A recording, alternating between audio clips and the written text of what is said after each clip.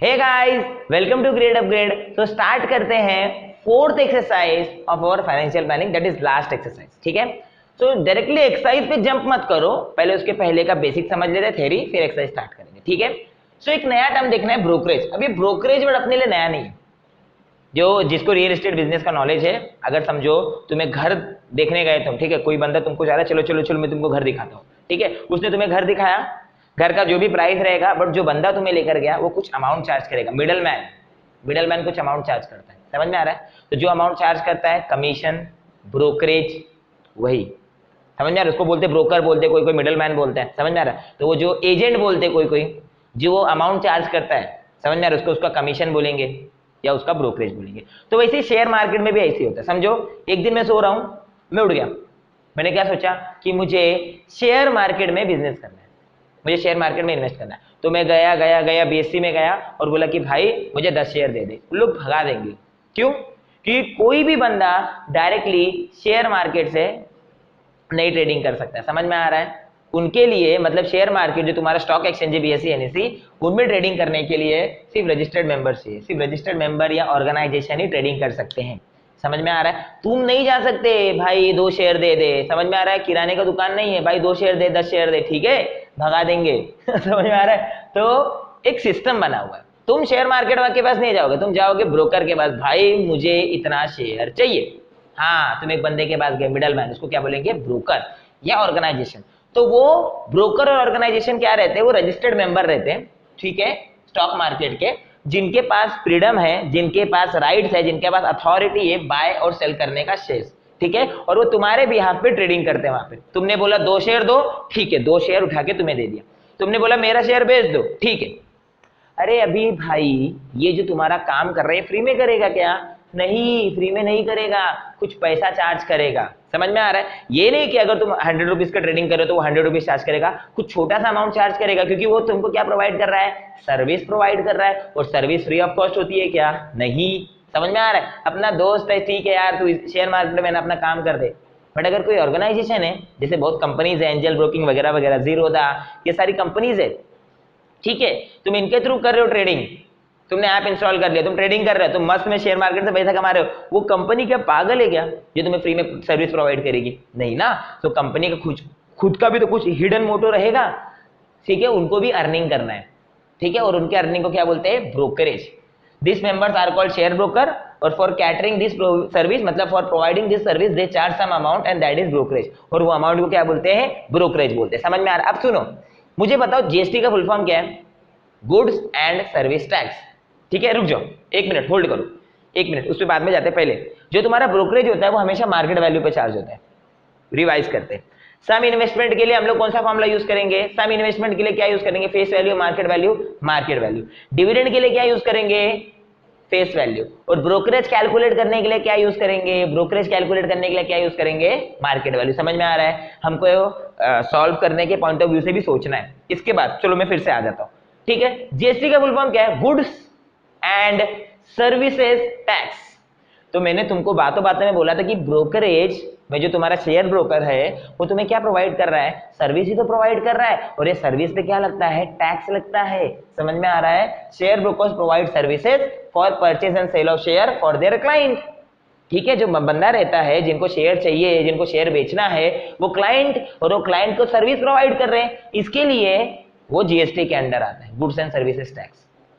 समझ में आ रहा है? और ये जीएसटी का रेट कितना है? 18%। ब्रोकरेज पे जो भी ब्रोकरेज होगा उस पे 18% जीएसटी लगता है।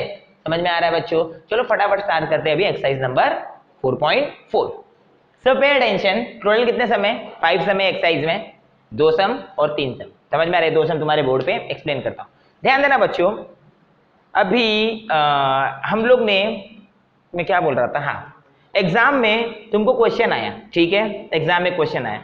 एग्जाम में क्वेश्चन ऐसा देख के तो नहीं आएगा ना कि ये फर्स्ट एक्सरसाइज का, ये सेकंड एक्सरसाइज का, थर्ड एक्सरसाइज का, फोर्थ एक्सरसाइज का, सही कि नहीं? एग्री करते हो? तो एग्जाम में अगर ब्रोकरेज के बारे में तुम्हें नहीं बात की क्वेश्चन में, तो तुम अपने दिमाग में ब्रोकरेज नहीं लाओगे। अगर एग्जाम में क्वेश्चन में जीएसटी के बारे में नहीं बात किया, शेयर्स की बात करो, शेयर्स का क्वेश्चन, उसमें जीएसटी के बारे में कुछ बोला नहीं, तो तुम लोग जीएसटी अपने दिमाग में नहीं लाओगे। समझ में आ रहा है? अगर क्वेश्चन में ब्रोकरेज के बारे में है तभी तुम लोग ब्रोकरेज लाओगे अपने दिमाग में, जीएसटी है तभी तुम अपने दिमाग में जीएसटी लाओगे, नहीं तो नहीं लाओगे। समझ में आ रहा है? ये तुमको कंफ्यूजन नहीं होना चाहिए कि सर ब्रोकरेज कब निकालना है कब नहीं निकालना है। जब क्वेश्चन ने पूछा तब निकालना है, नहीं पूछा तो नहीं निकालना है। लॉजिकल मत सोचो कि यार ट्रेडिंग हो रहा है तो ब्रोकरेज भी जाएगा। हाँ तुम सही सोच रहे हो, बट क्वेश्चन में लिखा है क्या? नहीं, क्योंकि हम लोग ने जो इसके पहले वाले एक्सरसाइज में किया था फेस वैल्यू मार्केट वैल्यू वो सब, तो वहाँ पे हम लोग ने ब्रोकरेज को पिक्चर में नहीं लाया था, क्योंकि तब हम लोग को ब्रोकरेज मालूम ही नहीं था। तो अगर एग्जाम में थर्ड एक्सरसाइज का क्वेश्चन आ गया तो तुम्हें कैसे समझेगा कि थर्ड एक्सरसाइज का क्वेश्चन है या फोर्थ एक्सरसाइज का क्वेश्चन है? समझ में आ रहा है? तो अगर क्वेश्चन में जीएसटी ब्रोकरेज के बारे में दिया है तभी सोचो, सिर्फ ब्रोकरेज के बारे में दिया है तो सिर्फ ब्रोकरेज के बारे में सोचो। समझ में आ रहा है? अगर दोनों के बारे में नहीं दिया तो मत सोचो, अपना लॉजिक मत लगाओ, नहीं तो रॉन्ग हो जाएगा, मार्क्स नहीं मिलेगा। ठीक है, first question, market value of each share is ₹200। Her share का, हाँ ब्रोकरेज किस पे कैलकुलेट करते हैं? मार्केट वैल्यू पे। हर शेयर का मार्केट वैल्यू कितना है? 200 if the brokerage rate is 0.3%। मतलब बोला भाई जो भी होगा उसका मुझे 0.3% दे देना। Find the purchase value of the share. Purchase value of the share, अब परचेस वैल्यू मतलब के शेयर उसको कितने का पड़ा। दो चीज होता है, एक परचेस वैल्यू, दूसरा सेलिंग वैल्यू या सेलिंग प्राइस। ठीक है, जब उसने शेयर खरीदा तो उसको कितने का पड़ा? सर ट्रेडिंग तो मार्केट वैल्यू पे होती है, करेक्ट, बट हम लोग ने एक नई चीज पढ़ी, तो एक्चुअल में उसको जो बंदा है, जो क्लाइंट है, समझ, जैसे अगर मैं समझो मैं शेयर खरीदने जा रहा हूँ, एंजल ब्रोकिंग, ब्रोकरेज है, ब्रोकर है, समझ में आ रहा है? मैं एंजल ब्रोकिंग के पास गया शेयर खरीदने, मेरा मार्केट वैल्यू था 100 रुपीज, बट उसने अगर 1 रुपीज ब्रोकरेज चालू किया तो एक्चुअल में मुझे शेयर का प्राइस कितना पड़ा? 101।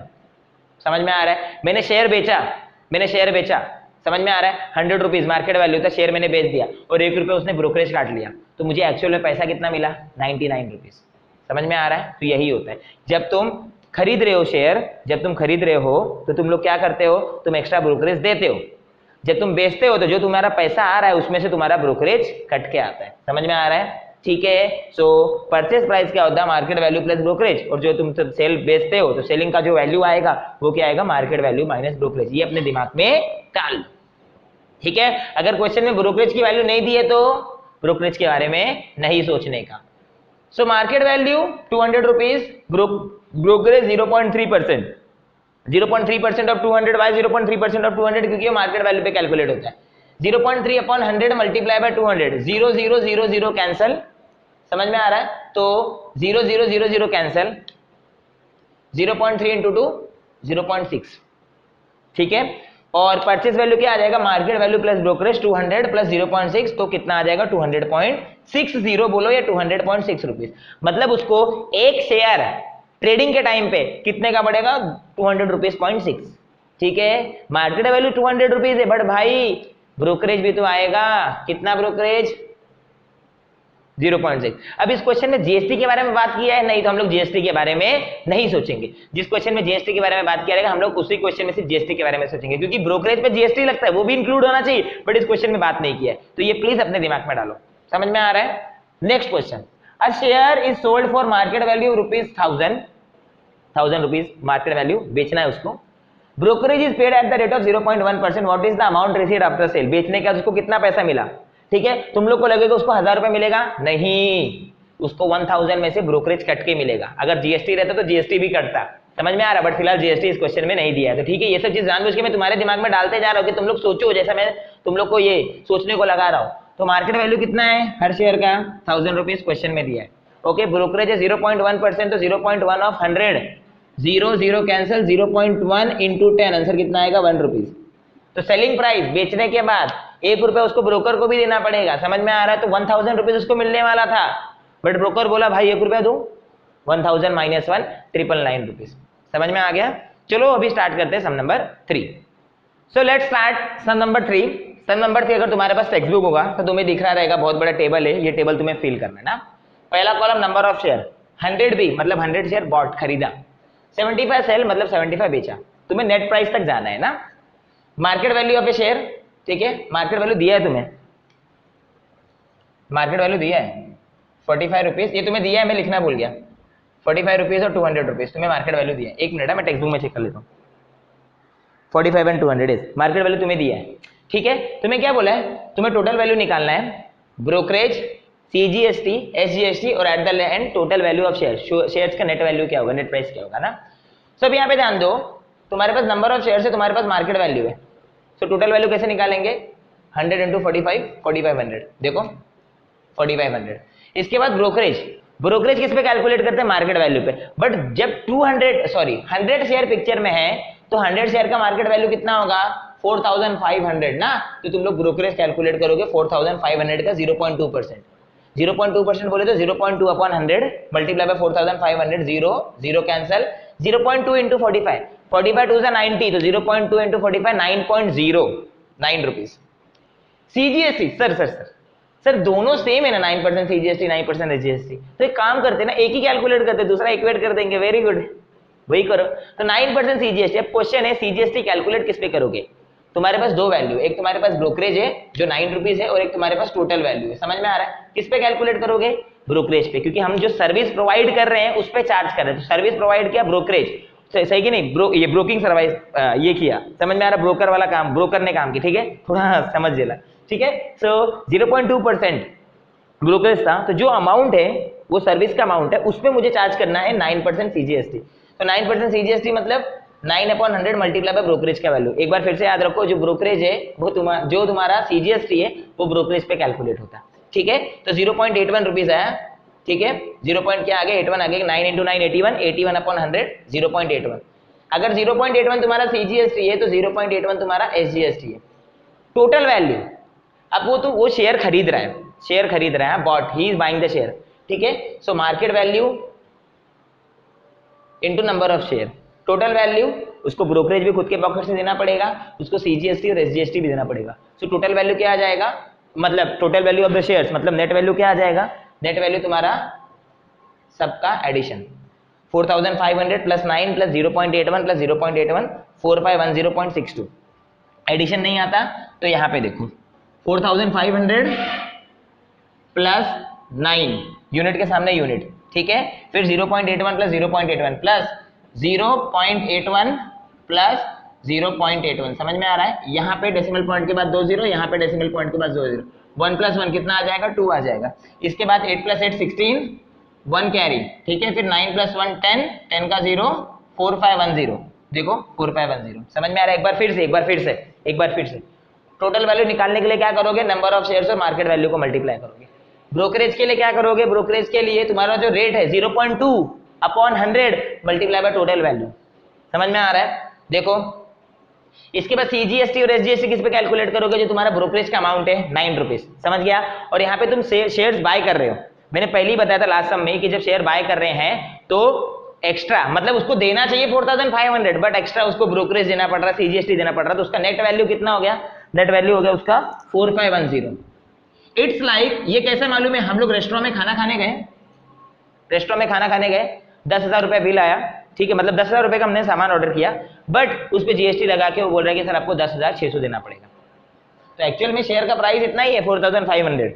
समझ में आ रहा है? ट्रेडिंग के टाइम पे जो देना चाहिए, बट ब्रोकरेज जीएसटी वगैरह वगैरह करके 4510.62 या 62 उसके पॉकेट से गया। सेकंड, 75 शेयर उसने सेल किया, बेच दिया। बेचने के बाद उसको कितना पैसा आना चाहिए था? 200 इंटू 75, टोटल वैल्यू 200 इंटू 75 15,000, ठीक है? 75 टू 150, 150 के आगे 2 0, 15,000। समझ में आ रहा है बच्चों? बट 0.2% का क्या आएगा? ब्रोकरेज आएगा। ब्रोकरेज 15,000 का जो ट्रेडिंग हुआ उस पे ब्रोकरेज, तो 0.2 अपॉन 100 मल्टीप्लाई बाय 15,000। देखो 2 0 कैंसल, 150 इंटू 0.2, देखो 0.2 और एक 10, 2 हो गया, 15 टू 30 रुपीज, 30 रुपीज का ब्रोकरेज है।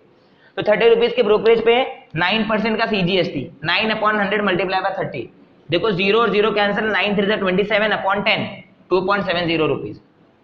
अगर सीजीएसटी है 2.70 तो एसजीएसटी भी कितना आ जाएगा? 2.70। अब उसको मिलना चाहिए था 15,000 रुपए, बट उसने ब्रोकरेज कट गया, सीजीएसटी कट गया, एसजीएसटी कट गया। मिलना चाहिए था 15,000 रुपया, बट उसमें ब्रोकरेज कट गया, सीजीएसटी कट गया, एसजीएसटी कट गया। तो उसको एट द एंड कितना रुपया मिल रहा है? 14,964.50 रुपीज। तो जब बेचते हो तो सारे मनी ऐड हो जाएंगे, और जब खरीद रहे हो, सॉरी जब खरीद रहे हो, बाय कर रहे हो, सारे मनी ऐड हो जाएंगे, और जब बेच रहे हो, सेल कर रहे हो, हाँ, if you are selling the share, तो तुम्हारे टोटल वैल्यू में से सब चीज क्या हो जाएंगे? माइनस हो जाएंगे। अगर तुम्हें रटना है तो ऐसे करके रट सकते हो, बट रटना जरूरी नहीं है। मैंने तुम लोग को पूरा लॉजिक भी एक्सप्लेन किया, ठीक है? 2 सम और बचा है, स्टार्ट करते हैं सम नंबर 4। सो गाइज सम नंबर 4 एक और सम बाकी है देसाई मैडम का, समझ में आ रहा है? देसाई मैडम के बाद एक और सम है, ठीक है? तो देसाई मैडम का सम करते हैं।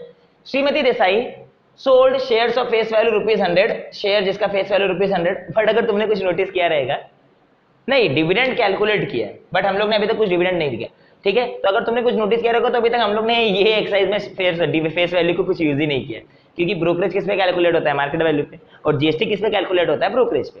समझ में आ रहा है? ठीक है। When the market value is ₹50 and received ₹4,998.20, ठीक है? उन्होंने शेयर्स बेचा जिसका फेस वैल्यू तो 100, ठीक है, और मार्केट वैल्यू तो ₹50, तो ₹100 तो पिक्चर में नहीं आया, क्योंकि बेचते टाइम कौन सा वैल्यू पिक्चर में आता है? Market value ₹50। और वो शेयर्स बेचने के बाद उसको कितना रुपए मिला? 4,998.20। She paid brokerage of 0.2% on GST, 0.2% on GST नहीं, शी पेड ब्रोकरेज ऑफ 0.2%, जो भी उसका था ट्रेडिंग था उस पे उसने 0.2% ब्रोकरेज दिया। इसके बाद GST on brokerage is 18%, then how many share did she sell, ठीक है? उसको कितना पैसा रिटर्न मिला? 4,998, इतना पैसा रिटर्न मिला 4,998.20। तो उसने कितना शेयर बेचा? तो मैं क्या करता हूं, पहले एक शेयर का प्राइस कितना उसको पड़ा, मतलब एक शेयर, मतलब उसने जब एक शेयर बेचा तो उसको कितना पैसा हाथ में आया, ये मैं कैलकुलेट करता हूं। और इसके बाद मैं 4,998.20 डिवाइडेड बाय एक शेयर बेचने के बाद उसको कितना पैसा हाथ में मिला वो डिवाइड कर दूंगा, मुझे मेरा आंसर आ जाएगा, ठीक है? ध्यान से सुनना बच्चों, आइडियल दुनिया में जहां पे ब्रोकरेज और जीएसटी ना हो तो एक शेयर बेचने के बाद उसको ₹50 मिलना चाहिए, बट ये आइडियल दुनिया नहीं है भाई, बहुत खतरनाक दुनिया है। ये आपका ही शेयर है और आप पे ही ब्रोकरेज चार्ज करेगी, समझ में आ रहा है? तो ब्रोकरेज कितना है? 0.2 अपॉन 100 मल्टीप्लाई बाय 50। हम लोग सिर्फ अभी एक शेयर के बारे में सोच रहे, 0.2 upon 100 multiply bye 50 which is 0.1 rupees. Her share के पीछे 0.1 रुपीज का ब्रोकरेज गया है, हर शेयर के पीछे 0.1 रुपीज का ब्रोकरेज गया है। अब ये 0.1 पे जीएसटी कितना है? सो जीएसटी का रेट है 18%, 18 अपॉन 100 मल्टीप्लाई बाय 0.1, ठीक है? 18 अपॉन 100 मल्टीप्लाई बाय 0.1, 0.1 मतलब 1/10। 0.1 मतलब अगर मैं मल्टीप्लाई नहीं करना चाहूं, मैं तुमको एक ट्रिक बताता हूं, 0.1 मतलब 1/10, मतलब 18 अपॉन 1000 हो जाएगा। 18 अपॉन 1000 ना, पीछे से देखो 1 2 3, देखो जब तुम इसका आंसर लिखोगे कितना लिखोगे? 18 लिख दो, फिर देखो 1 2 3, यहां पे डेसिमल पॉइंट डालो, समझ में आ रहा है? यहां पे डेसिमल पॉइंट डालो और देखो ये जगह खाली है ना 0 और यहाँ पे 0, तो तुम्हारा कितना रुपीज आ गया? 0.018 रुपीज तुम्हारा क्या है? जीएसटी है। अभी यहाँ पे ध्यान दो, सो एक शेयर बेचने पे मार्केट वैल्यू उसका ₹50 का मार्केट वैल्यू था, मतलब उसको ₹50 मिलना चाहिए, बट उसको ₹50 नहीं मिला क्योंकि उसमें से ब्रोकरेज कट गया विच इज 0.1। कहाँ गया अपना ब्रोकरेज? 0.1, और उसमें से तुम्हारा जीएसटी कट गया 0.018। देखो 50 माइनस 0.1 माइनस 0.018, देखो यहाँ पे भी 3 0 और यहाँ पे 2 0, क्योंकि डेसिमल पॉइंट के बाद सेम, ठीक है? अब इसको सब्ट्रैक्ट करो, तुमको चाहिए तो पहले तुम 50 में से 50.0 में से 0.1 सब्ट्रैक्ट करो, जो आंसर आएगा उसमें से 0.018 सब्ट्रैक्ट करो। समझ में आ रहा है बच्चों? सॉल्व कर सकते हो, कैसे करना मैंने तुमको बता दिया है, ठीक है? तो तुम्हारा 49.882 रुपीज हर शेयर का उसको पड़ रहा है, मतलब हर शेयर बेचने पे उसके हाथ में आना चाहिए था ₹50, मार्केट वैल्यू ₹50 है, बट उसके हाथ में ब्रोकरेज और जीएसटी कट के कितना आ रहा है? 49.882 रुपीज, ठीक है? अभी उसको कितना एग्जैक्ट रुपीज मिला? 49,000, मतलब 4,998, तो 4,988। समझ में आ रहा है? 98 88, एक मिनट रुको बच्चों, कंफर्म करने दो। 4,988 है, 4,988, एक मिनट और टेक्स्ट बुक में देखने दो। हाँ 88 है, 4,988, ठीक है? 98 नहीं आएगा, 88 आएगा, गड़बड़ घाई जगह पे डाले, ठीक है? गड़बड़ घाई हो गया था, ठीक है? सो 4,988 रुपीज उसको टोटल मिला पूरे शेयर बेचने पे, बट एक शेयर का प्राइस है 49.882, तो अगर तुम डिवाइड करोगे, देखो 4982 और 4988.20, देखो यहाँ पे डेसिमल पॉइंट के पहले 3 लोग हैं, समझ में? डेसिमल पॉइंट के बाद 3 लोग हैं, जब तुमको डिवाइड करोगे तो तुम्हारा आंसर कितना आ जाएगा? 100 आ जाएगा। कैसे? देखो 4988.20 ऊपर नीचे कितना, डेसिमल पॉइंट के पास 3 0 ना, 1000 से मल्टीप्लाई कर दो, समझ में आ रहा है? जब तुम 1000 से मल्टीप्लाई कर दोगे, 1000 से मल्टीप्लाई करने के बाद तुम्हारा 4988200 डिवाइडेड बाय 49882 आ जाएगा। क्या आ जाएगा?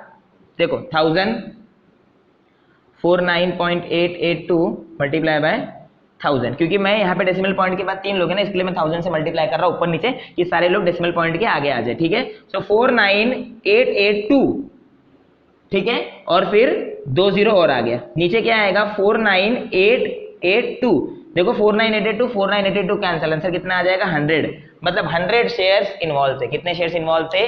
100 शेयर्स इन्वॉल्व थे। आई होप तुमको 4 सम समझ गया है। एक लास्ट सम करते, ठीक है, ध्यान देना।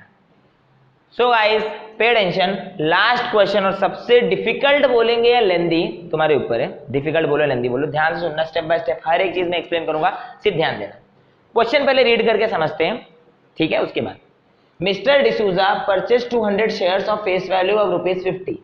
मिस्टर डिसूजा ने 200 शेयर परचेज किया जिसका फेस वैल्यू है ₹50, प्रीमियम ऑफ ₹100। मतलब परचेज करते टाइम शेयर का प्रीमियम हो गया 100 रुपीज का। मतलब कितना पड़ा उनको मार्केट वैल्यू? 100 + 50 150 रुपीज। सोल्यूशन मत देखो, पहले क्वेश्चन देखो, समझ में आ रहा है? He received 50% dividend. उनको कितना डिविडेंड मिला? 50% डिविडेंड मिला। फिर डिविडेंड किस पे कैलकुलेट करते हैं? मार्केट वैल्यू पे। डिविडेंड किस पे कैलकुलेट करते हैं? मार्केट वैल्यू पे। समझ में आ रहा है? On shares after receiving the dividend, dividend मिलने के बाद ही सोल्ड 100 शेयर, 200 शेयर है टोटल 200 शेयर है। ही sold 100 share eight a discount of ₹10। Discount of ₹10 मतलब क्या? फेस वैल्यू था तुम्हारा 50 रुपीज, डिस्काउंट ऑफ ₹10 मतलब 10 रुपया कम। डिस्काउंट ऑफ ₹10 मतलब क्या होता है? 10 रुपया कम। समझ में आ रहा है? 40 रुपीज। इसके बाद क्या बोला है? Remaining share were sold at premium of ₹75। Focus बच्चों, 200 शेयर था जिसमें से 100 शेयर डिस्काउंट ऑफ ₹10 में किया, बेच दिया, और 100 शेयर मतलब रिमेनिंग ना 200 में से 100 बेच दिया, 100 ही बचा ना। प्रीमियम ऑफ ₹75, प्रीमियम ऑफ ₹75 मतलब क्या? 50 + 75, आंसर कितना आ जाएगा? 125। समझ में आ रहा है? ठीक है, मतलब 100 शेयर बेचते टाइम उनको मार्केट वैल्यू क्या था? मतलब 100 शेयर के लिए 40 रुपीज था और 100 शेयर के लिए 125 रुपीज था। समझ में आ रहा है? आगे premium for each trade he paid the brokerage of ₹20। Her trade, अभी कितने ट्रेड हुए मैं तुमको बताता हूं। समझ में आ रहा है? Find whether mister D'Souza gained और incurred a loss by how much. एक बार फिर से mister D'Souza purchase 200 share. Mister D'Souza ने 200 शेयर परचेज किया जिनका फेस वैल्यू क्या है? 50 रुपीज है, और प्रीमियम कितना? 100 रुपीज। मतलब परचेज करते टाइम मार्केट वैल्यू कितना पड़ा? 50 + 100 150 रुपीज। समझ में आ रहा है? Market value. और नंबर ऑफ शेयर्स कितने? 200। नंबर ऑफ शेयर्स कितने? 200। मतलब मिस्टर डिसूजा ने कितना इन्वेस्ट किया? Amount invested number of shares multiply by market value, number of shares multiply by market value. मतलब मैंने उल्टा लिख दिया, पहले मैंने मार्केट वैल्यू लिखा फिर नंबर ऑफ शेयर लिखा, विच इज 30,000 रुपीज। 1 2 मतलब 15 2 30 और 3 0 30,000 रुपीज। समझ में आ रहा है? इसके बाद अब सुनो, आप सुनो, 50% उनको डिविडेंड मिला। कितना डिविडेंड मिला? 50%। मतलब हर शेयर के पीछे उनको 50% डिविडेंड मिलेगा। और डिविडेंड किस पे कैलकुलेट करते हैं? फेस वैल्यू पे। फेस वैल्यू कितना है? फेस वैल्यू है 50 रुपीज। समझ में आ रहा है? तो डिविडेंड 50%, देखो 50/100 multiply by 50, 50% of face value 50। समझ में आ रहा है? 50/100 मल्टीप्लाई बाय 50, ये एक शेयर के लिए। बट तुम्हारे पास कितने शेयर पिक्चर में? 200 शेयर में, 200 शेयर पिक्चर में। समझ में आ रहा है? तो डिविडेंड 5,000 रुपीज। डिविडेंड कितना है? 5,000 रुपीज। ठीक है, अब इसके बाद उनको 5,000 रुपीज मिला। फिर इसके बाद ही sold 100 share eight a discount of ₹10। 200 share था ना, 100 शेयर 10 के डिस्काउंट में बेच दिया। मतलब 50 में खरीदा और 40 में बेच दिया। समझ में आ रहा? 10 का डिस्काउंट, 10 रुपया कम। ठीक है, so selling price of each share eight ₹10, each share at discount of ₹10। यहां पे आएगा डिस्काउंट ऑफ ₹10। समझ में आ रहा है? डिस्काउंट ऑफ ₹10 कितना आ जाएगा? 40 रुपीज। सेलिंग प्राइस कितना हो जाएगा? 40 रुपीज। मतलब that is on market value, market value. ठीक है, अभी 100 शेयर बेचा ना, तो selling price of 100 share at discount, यहाँ पे डिस्काउंट आ जाएगा डिस्काउंट ऑफ ₹10, क्योंकि सर एक शेयर का 40 रुपीज है तो 100 शेयर का 4,000 रुपीज। समझ में आ रहा है? अब इसके बाद 100 शेयर को उसने 10 के डिस्काउंट में बेचा और 100 शेयर को 75 के प्रीमियम भी बेचा। 50 rupees plus 75, selling price of 100 share लिखोगे, selling price of 100 share at premium of 75।